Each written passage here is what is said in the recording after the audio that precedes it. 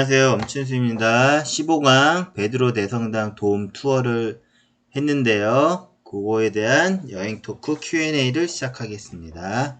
퀘스천 1506년 바티칸 성 베드로 대성당 바실리카죠. 바실리카 디 산 피에트로의 재건축 목표는 그 당시 세계 최대인 피렌체 두오모보다 더 큰 성당을 짓는 것이었습니다.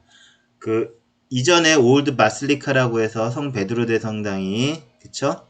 바실리카 양식이고 과거에도 있었다라는 걸 말씀드렸었죠. 그걸 1506년에 재건축한다는 것인데요.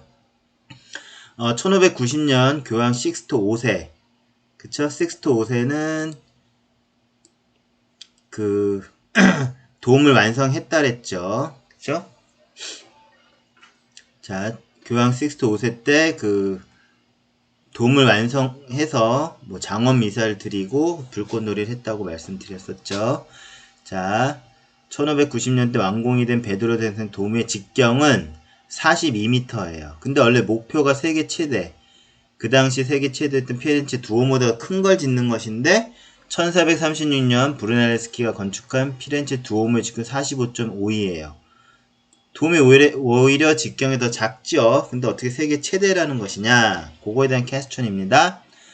그럼에도 불구하고 현재 세계 최대 성당은 바실리카 디 산 피에트로라는 것이죠. 두 성당 전체 크기 비교를 통해서 그 이유를 설명하시오. 자, 돔의 직경만 보면 피렌체 두오모가 3.52m 더 크다는 거거든요. 근데 어떻게 성 베드로 대성당이 현재 세계 최대이냐? 그 최대 규모로 따지면 피렌체 두오모가 한 4위 정도 되고요. 현재는 그렇다면 1506년 16세기 17세기에 다 완료된 성 베드로 성당은 그 당시에도 최대고 현재도 최대라는 것이죠. 자, 앤서 가겠습니다.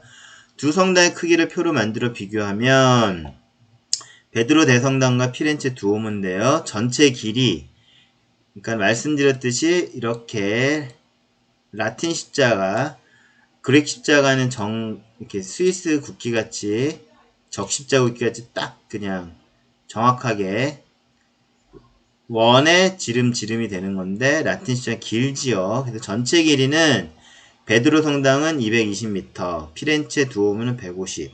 너비라는 거 날개, 잉랑을 얘기하죠. 그쵸? 자, 요 잉랑은 150, 그 다음에 피렌체 두오모는 90. 여기에서도 전체 크기는 차이가 나요. 자, 높이도 베드로 대성당이 138m로 높아요. 다만 돔만 조금 작다라는 거예요. 3.52m. 그쵸?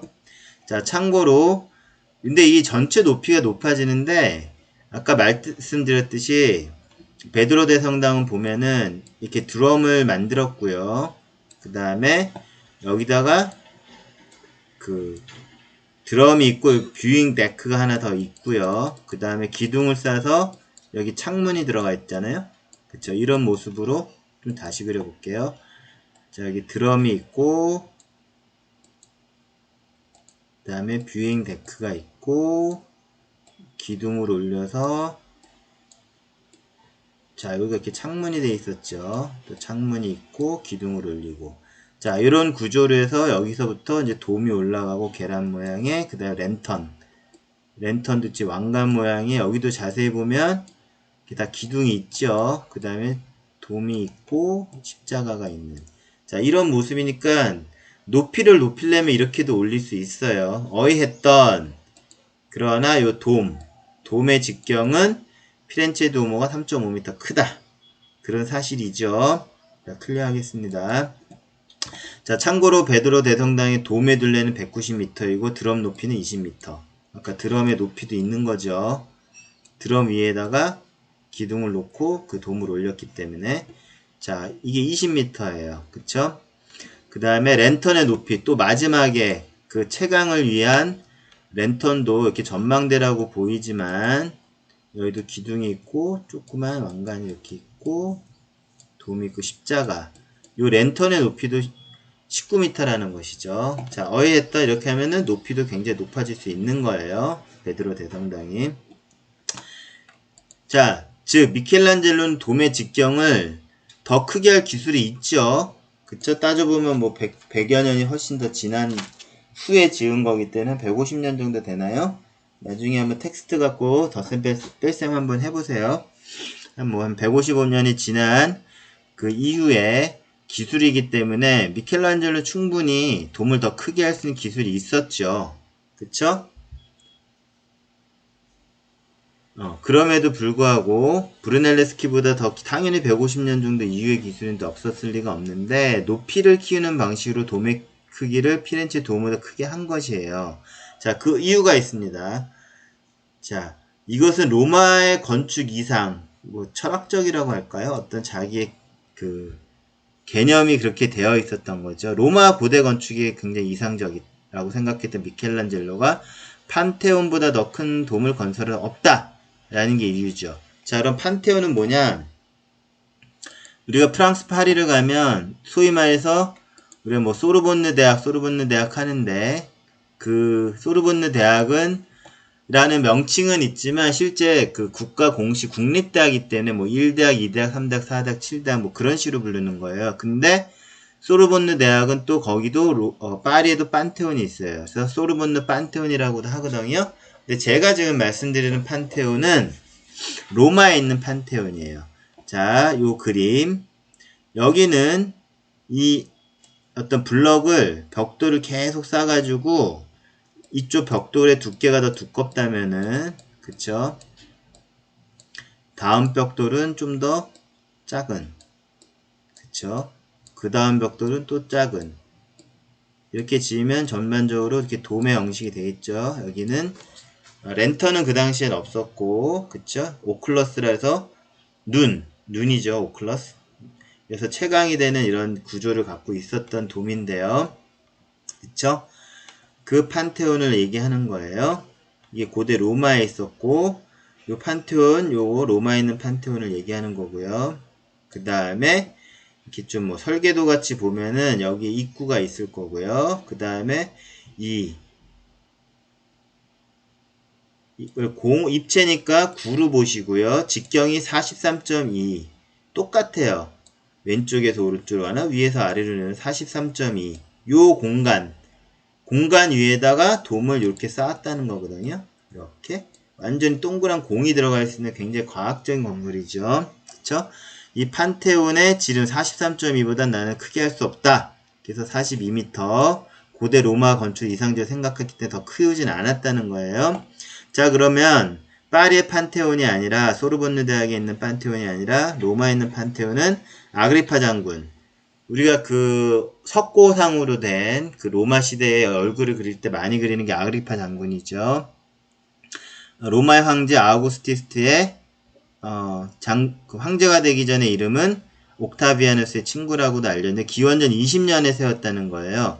이 로마의 판테온도 따로 다루자면 그 이후에 뭐 화재로 손실되고 다시 세운 것인데 어에터 시초는 기원전 20년에 세운 로마의 판테온의 직경이 43.2인 그쵸? 공이 내부를 꽉 채운 그런 판테온을 경애했고 이거보다 더 돔을 크게 줄 수는 없다라는 것입니다. 그것이 미켈란젤로의 건축 철학이고 자기의 이상이었죠. 고대 로마에 대한 이상향이 있었다는 것이에요. 자, 참고로 그러면 로마의 판테온은 어딨냐?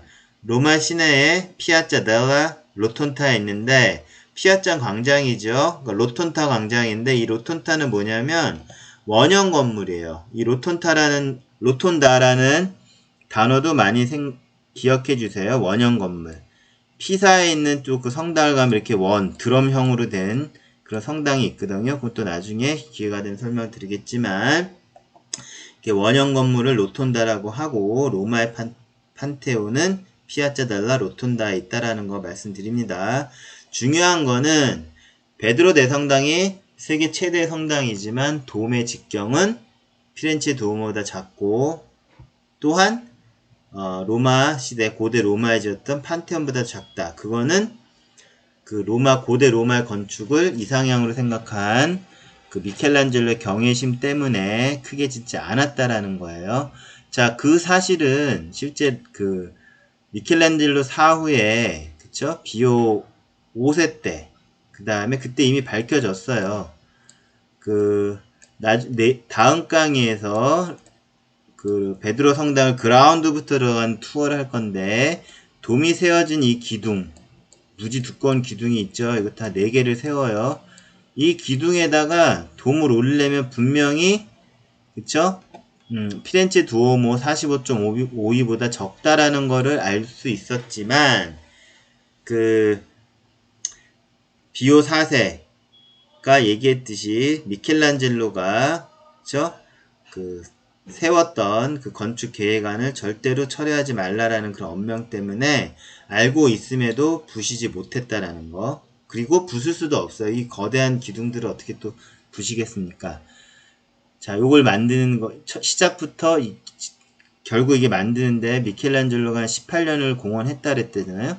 했다고 했죠. 90세에 돌아가실 때까지.